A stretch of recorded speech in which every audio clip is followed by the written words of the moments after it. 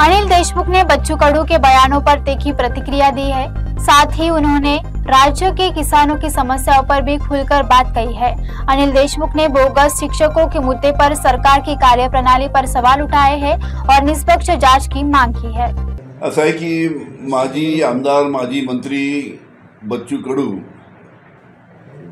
हे गेल्या 5 दिवसापासून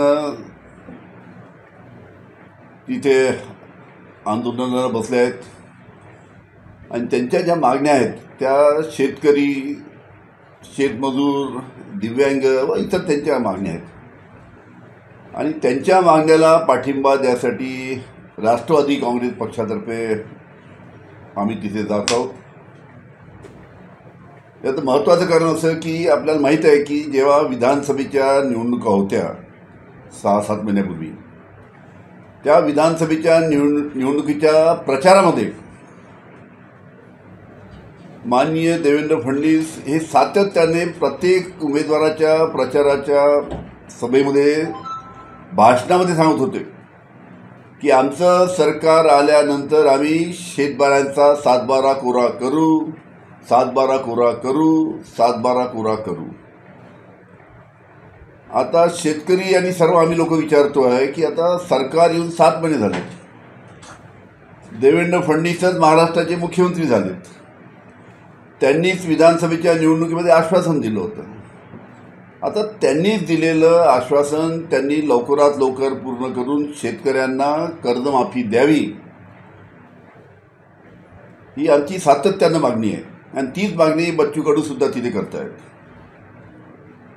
हां, देवेंद्र फडणवीस साहेब समजा मुख्यमंत्री झाले नसते, मंत्रिमंडळात नसते तर मी समजू शकतो, पण ते मुख्यमंत्री आहेत आणि म्हणून आमची विनंती राज्य शासनाला राहील की त्यांनी दिलेलं स्वतः दिलेलं आश्वासन शेतकऱ्यांची कर्जमाफी करू हे आश्वासन त्यांनी पाळावं आणि त्याचबरोबर या सरकारने बच्चू कडूची बाकीसुद्धा मागण्या आहेत त्यामध्ये शेतमालाला भाव मिळाला पाहिजे। आपल्याला माहीत आहे जेव्हापासून भारतीय जनता पार्टीचं सरकार आलं तेव्हापासून कापसाला भाव नाही, सोयाबीनला भाव नाही, कापसाला 7,000 रुपये भाव देऊन राहिले, सोयाबीनला 4,000 रुपये भाव देऊन राहिले। तुम्ही आठवा जेव्हा उद्धवजी ठाकरे यांचं आमचं महाविकास आघाडीचं सरकार होतं त्यावेळेस आम्ही कापसाला 14,000 रुपये भाव दिला, सोयाबीनला 8,000 रुपये भाव दिला।